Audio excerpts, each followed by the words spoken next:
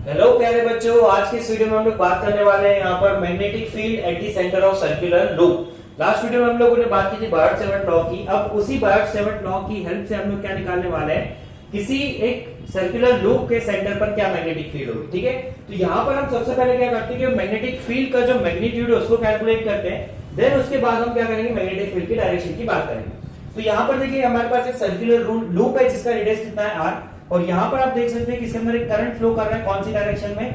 Clockwise direction के अंदर। ठीक है, अब हमको क्या निकालना है कि इसका जो सेंटर पॉइंट है ये O, यहाँ पर हमको क्या निकालना है, मैग्नेटिक फील्ड निकालना है। तो सबसे पहला काम तो हमको क्या करना है, बायट-सेवर्ट लॉ अप्लाई करना है। बायट-सेवर्ट लॉ अप्लाई करने के लिए हमको यहाँ पर क्या करना पड़ेगा कि स्मॉल एलिमेंट कंसीडर करना पड़ेगा। तो EP को हमने क्या करा, स्मॉल एलिमेंट कंसीडर करा। इस स्मॉल एलिमेंट के अंदर करंट कितना फ्लो कर रहा है, I, और इस स्मॉल एलिमेंट की जो लेंथ है उसको हमने क्या बोला है, dl। ठीक है, ये जो स्मॉल एलिमेंट है इसकी लेंथ को हमने क्या बोला है, dl। नाउ देखिए कि ये जो स्मॉल एलिमेंट है इसका इस r के साथ एंगल कितना बनेगा, 90 डिग्री बनेगा। यानी किसी भी पॉइंट, सर्कल के किसी भी पॉइंट से अगर हम लोग क्या करते हैं, सेंटर को ज्वाइन करते हैं तो उसको हम क्या बोलते हैं, रेडियस। और रेडियस ऑलवेज क्या होती है, आपकी सरफेस से 90 डिग्री के ऊपर। तो ये एंगल कितना होगा आपका, 90 degree. Now according to Biot Savart law, Biot Savart law क्या बोलता है कि dv इज इक्वल टू कितना होगा आपका, mu not upon 4 pi i dl sin theta upon में r स्क्वायर। r क्या होता था वहां पर, रेडियस, डिस्टेंस। तो यहाँ पर देखिए जिस पॉइंट पर मुझे कैलकुलेट करना है वो कहाँ है, सेंटर। तो सेंटर से इस लाइन एलिमेंट का जो डिस्टेंस है वो क्या हमारा यहाँ पर a, जिसको हम लोग ले रहे हैं यहाँ पर a। तो हमारा जो रेडियस है वो कितना है यहाँ पर a। तो यहाँ पर हमने देखिए क्या पुट करा, a का स्क्वायर। नाउ इस इक्वेशन में अगर आप देखेंगे तो जो साइन थीटा है, थीटा क्या होता है आपका, थीटा होता है एंगल लाइन एलिमेंट और r के बीच का। r का मतलब क्या, जो लाइन ज्वाइन करती है किसको, पॉइंट को। ठीक है, जो लाइन इस dl से पॉइंट को ज्वाइन करती है उसके और dl के बीच का एंगल। तो यहाँ पर देखिए dl का है और इस लाइन के बीच का एंगल कितना है आपका, 90 डिग्री। मतलब कि थीटा हमारा कितना है, 90। और थीटा अगर 90 है तो हमको पता है कि sin 90 इज इक्वल टू कितना होता है आपका 1। तो sin 90 की वैल्यू पुट करें कितना होगा आपका 1। तो देखिए बचा क्या, dv is equal to mu not upon 4 pi i dl upon में a स्क्वायर।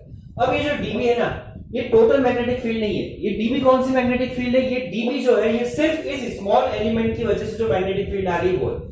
अभी मुझे क्या निकालना है, इस पूरे के लिए निकालना है। तो मैं क्या करूं, इस लूप को ऐसे बहुत सारे n नंबर ऑफ छोटे छोटे छोटे पार्ट्स के अंदर मैं क्या कर दूं, डिवाइड कर दूं, सभी के लिए फील्ड निकालूं और उसको ऐड करूं। ठीक है, लेकिन इतना बड़ा काम करना है, ठीक है, तो बहुत टाइम लगेगा। तो इसके लिए हमारे पास कोई छोटा तरीका है क्या, बिल्कुल तरीका है। हमको मैथमेटिक्स से एक टूल होता है जिसको हम क्या बोलते हैं, आपका इंटीग्रेशन। इंटीग्रेशन की मदद से हम क्या कर सकते हैं, इस पूरे के लिए मैग्नेटिक फील्ड निकाल सकते हैं। कैसे, देखिए b क्या हो गया आपकी total magnetic field, which is equal to integral of dv। Integration अगर हम करें इस dv का, इसकी वजह से जो फील्ड है उसका, तो dv का मतलब क्या हो रहा है, इंटीग्रेशन का मतलब क्या हो रहा है, इन सब पार्ट्स का सम। ठीक है, तो ये क्या हो गया आपका इंटीग्रल ऑफ dv। dv की वैल्यू पुट करें mu not upon 4 pi i dl upon में कितना, a स्क्वायर। हमको पता है कि जब भी हम लोग इंटीग्रेशन करते हैं, ठीक है, तो जो कांस्टेंट टर्म्स होती है उसको हम क्या कर लेते हैं, बाहर ले लेते हैं। तो देखिए mu not upon 4 pi constant है, इसमें करंट और रेडियस दोनों चीज क्या होगी, इसकी कांस्टेंट। तो इन दोनों को हमने क्या करा, बाहर उठा लिया। अंदर क्या बचा, इंटीग्रल ऑफ dl। अब देखिए इंटीग्रल ऑफ dl जो होता है ना वो कितना होता है आपका l, और यहां पर l क्या है, l जो है ना वो यहां पर क्या होगा, इसकी लेंथ, इस लूप की लेंथ। किसी भी सर्कुलर लूप की लेंथ कितना होता है, उसका सर्कमफेरेंस। तो इसका सर्कमफेरेंस कितना हो गया आपका 2 पाई a, इसका रेडियस है। ठीक है ना, सर्कमफेरेंस कितना होता है 2 पाई r। तो ये जो इंटीग्रल ऑफ dl है ना, इंटीग्रल ऑफ dl जो है इसकी वैल्यू कितनी हो गई आपकी 2 पाई a। पुट करा, a से a को उड़ा दो, पाई से पाई को नहीं उड़ा रहे हैं बिकॉज ये कांस्टेंट है, इसकी वैल्यू ऑलरेडी हमको पता है। तो जब हम क्वेश्चन सॉल्व करेंगे तो डायरेक्ट इसकी वैल्यू पुट करना हमारे लिए आसान होगा। तो इसको हमने लिखा mu not upon 4 pi then 2 pi i upon में a।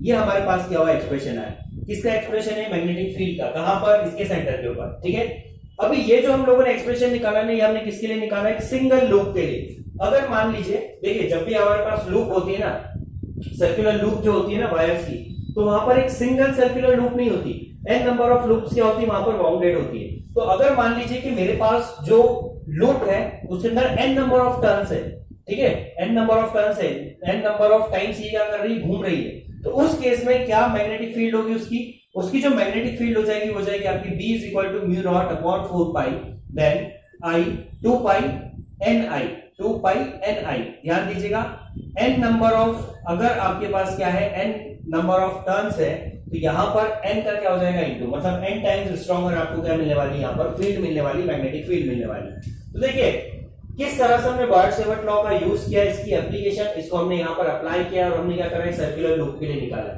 सेम वे में हम किसी भी ऑब्जेक्ट के लिए बार्ट-सेवट लॉ लगाकर उसका जो डीबी है, डीबी को निकाल कर और हम क्या कर सकते हैं, उसको इंटीग्रेट कर सकते हैं और उसके लिए हम क्या कर सकते हैं, एक्सप्रेशन का डेरिवेशन निकाल सकते हैं। ठीक है, तो ये तो हमारी बात हुई किसकी, इसके मैग्नीट्यूड की। अब इसका जो सेकंड पार्ट है वो क्या है, इसकी डायरेक्शन। हमको ये पता करना है कि जो मैग्नेटिक फील्ड प्रोड्यूस हो रही है इसकी डायरेक्शन क्या होगी। ठीक है, तो अगर आपको ये वीडियो समझ में आ रहा है तो आप इसको लाइक शेयर सब्सक्राइब जरूर कर सकते हैं। ठीक है, चलो बात करते हैं। देखना डायरेक्शन वाला पार्ट ध्यान से देखना। ये करंट जा रहा है आपका क्लॉकवाइज डायरेक्शन में। डायरेक्शन को निकालने के लिए हम क्या करते हैं, राइट हैंड रूल। देखिए ये करंट की डायरेक्शन में थंब को रखा तो सेंटर पे डायरेक्शन ऑफ मैग्नेटिक फील्ड कहां आ रही है, अंदर की तरफ। तो अगर मैं इस पॉइंट के रिस्पेक्ट में बात करूं तो यहां पर क्या लग रही है, अंदर की तरफ मैग्नेटिक फील्ड लग रही, अंदर की तरफ लग रही, तो उसको मैंने क्या कर दिया, क्रॉस से रिप्रेजेंट कर दिया। या मैं इसको ऐसा बना देता हूं, यहां से ये अंदर की तरफ जा रही है। ठीक है, बाहर से कहां जा रही है, अंदर की तरफ। अब देखिए अगर मैं इस पॉइंट पर बात करूं तो इस पॉइंट पर अगर मैं थंब को रखता हूं, ये रखा थंब को, देखो मैंने ये रखा थंब को। अब अगर मैं कर्ल बनाऊं तो कर्ल कहां बनेगा, देखो बोर्ड के अंदर की तरफ। मतलब कि यहां पर आपका जो करंट है इस पे अगर मैं यहां पर क्या करूं, लाइंस को ड्रॉ करूं तो ये भी क्या आ रही है आपकी अंदर की तरफ। ठीक है, इधर अगर बात करें तो इधर देखिए ये आ रहा है आपका करंट, तो यहां पर जो लाइंस होगी वो कहां जाएगी, अंदर की तरफ। मतलब कि अगेन आपकी जो लाइंस है वो कहां जाने वाली है, यहां पर अंदर की तरफ। ये डायरेक्शन यहां पर बन रही है। इसका मतलब क्या है कि ये जो लूप है ना, जिस तरफ से मैं इसको देख रहा हूं, मैं इसको सामने से देख रहा हूं, तो सामने से जब मैं इसको देख रहा हूं तो जितनी भी लाइंस ऑफ फोर्सेस है वो सारी की सारी कहां जा रही है, बोर्ड के अंदर की तरफ। एक चीज क्लियर है ना, कि सारी की सारी लाइंस ऑफ फोर्स कहां जा रही है, बोर्ड के अंदर की तरफ। तो इसका जो सेकंड वाला साइड है, दूसरा वाला जो साइड है, वहां से लाइंस क्या होने वाली है, आपकी बाहर निकलने वाली। तो अगर हम लोग यहां पर बात करें तो ये जो लूप है इसके अंदर सारी की सारी लाइंस क्या कर रही है, एंटर कर रही है। अब अगर आपने मैग्नेट पढ़ा है छोटी क्लास में तो आपको एक आपने पढ़ा होगा कि मैग्नेट के अंदर क्या होता है। मैग्नेट के अंदर लाइंस जनरेट होती है नॉर्थ से और एंटर करती कहां पर, साउथ पोल में। जनरेट होती है नॉर्थ से और एंटर करती कहां पर, साउथ पोल के अंदर। ठीक है ना, ये पढ़ा है आपने सभी ने छोटी क्लासेस के अंदर। अब देखिए ये वाला जो साइड है ना, यहां से लाइंस क्या कर रही है, एंटर कर रही है, यहां से लाइंस क्या कर रही है, एंटर कर रही है। मतलब कि इस लूप का ये वाला जो साइड है, जिस तरफ से मैं इसको देख रहा हूं वो किसकी तरह बिहेव करेगा, साउथ की तरह। और इसका जो अपोजिट साइड है, यहां से एंटर कर रही है तो अपोजिट साइड से बाहर भी निकलेगी, तो अपोजिट साइड से जब वो बाहर निकलेगी तो वो किसकी तरह एक्ट करेगा, आपका नॉर्थ पोल की तरह। तो अभी आपका क्वेश्चन होना चाहिए कि सर हमको ये कैसे पता चले कि कौन से मतलब जो ये है ये किस तरह के पोल की तरह एक्ट करेगा, जो लूप है वो किस तरह के पोल की तरह एक्ट करेगी जिस तरफ से हम इसको देख रहे हैं। देखो सिंपल सा रूल है, यहां पर करंट की डायरेक्शन क्या है, ये क्लॉकवाइज डायरेक्शन। ठीक है, अगर मैं इस डायरेक्शन को रिवर्स कर दूं, मतलब अभी करंट ऐसा जा रहा है, मैं इसको क्या कर दूं, ऐसा, तो देखिए कर्ल कहां आएगा, बोर्ड से बाहर की तरफ। ठीक है, तो लाइंस कहां निकलेगी, बाहर की तरफ। तो अगर ये करंट एंटी क्लॉकवाइज होता तो ये वाला साइड आपका क्या होता, नॉर्थ। अब देखो यहाँ पर मैं बना देता हूं आपको, ये क्लॉकवाइज डायरेक्शन मैंने यहाँ पर ड्रॉ किया, इस वाले में मैंने क्या करा, एंटी क्लॉकवाइज डायरेक्शन को ड्रॉ किया। ठीक है, तो इस वाले को अगर मैं देखूं तो ये वाला जो साइड है किसकी तरह एक्ट करेगा, आपका ये जो साइड है आपका ये एक्ट करेगा एक साउथ पोल की तरह। ऐसे आप देख सकते हो इसको।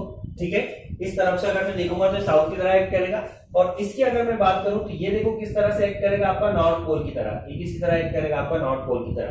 तो इस तरह से आप इसको याद रख सकते हैं। तो इंपॉर्टेंट की पॉइंट्स क्या है, यहां से जो मैग्नेटिक फील्ड होगी आपकी सेंटर के ऊपर वो कितनी होगी, B = μ0/4 2 pi I n upon में A। कौन से फैक्टर पे डिपेंड कर रही है, देखो A जितना कम होगा मैग्नेटिक फील्ड उतनी ज्यादा होगी। करंट पे तो डेफिनेटली डिपेंड कर रही है, करंट जितना ज्यादा उतनी स्ट्रांग मैग्नेटिक फील्ड होगी। उसके बाद डिपेंड कर रही है n पे, जितने ज्यादा यहाँ पर नंबर ऑफ टर्न्स होंगे उतनी स्ट्रांग क्या होगी आपकी मैग्नेटिक फील्ड। डायरेक्शन की अगर हम बात करें तो अगर क्लॉकवाइज डायरेक्शन में करंट फ्लो कर रहा है, तो बोर्ड के अंदर क्या कर रही है, लाइंस एंटर कर रही है। ठीक है, तो इस पूरी लूप के अंदर यहां पर बोर्ड के अंदर क्या करेगी, आपकी लाइंस एंटर करेगी। एंटी क्लॉकवाइज डायरेक्शन में अगर करंट होगा तो बोर्ड से बाहर की तरफ क्या होती है, आपकी लाइंस निकलने वाली थी। एक इंपॉर्टेंट चीज यहां पर ये होती है कि देखिए जो लाइंस होती है ना, हमेशा क्या होती है, कर्व्ड पाथ बनाती है। लेकिन जब ये सबकी सब लाइन कहां से जा रही है, इसके सेंटर से जा रही है, तो सेंटर पर ऑलमोस्ट सभी लाइंस क्या होगी, ये पैरेलल होगी। सेंटर के ऊपर सभी लाइंस क्या होने वाली है, यहाँ पर ऑलमोस्ट पैरेलल। तो हम कह सकते हैं कि एक सर्कुलर लूप के जो सेंटर होता है वहां पर क्या होती है कि यूनिफॉर्म फील्ड क्रिएट होती है। बट एक बहुत ही छोटे से ड्यूरेशन के लिए, कह लीजिए कि बहुत छोटी सी लेंथ के लिए यहाँ पर क्या होगी, क्रिएट होगी यूनिफॉर्म। ठीक है, अगर हमको इसको थ्रू आउट यूनिफॉर्म बनाना है तो उसके लिए हमको यहाँ पर एक डिवाइस पढ़ना पड़ता है सोलेनॉइड। सोलेनॉइड में हम इसी कॉन्सेप्ट का यूज करेंगे। तो ये वीडियो आपके लिए बड़ा इंपॉर्टेंट है, इसको बहुत केयरफुली देखिएगा। एक बार में अगर समझ नहीं आया तो एक बार और इसको आप वीडियो को देखिए, ठीक है। और यहाँ तक बने रहने के लिए बहुत बहुत शुक्रिया। जय हिंद, जय भारत।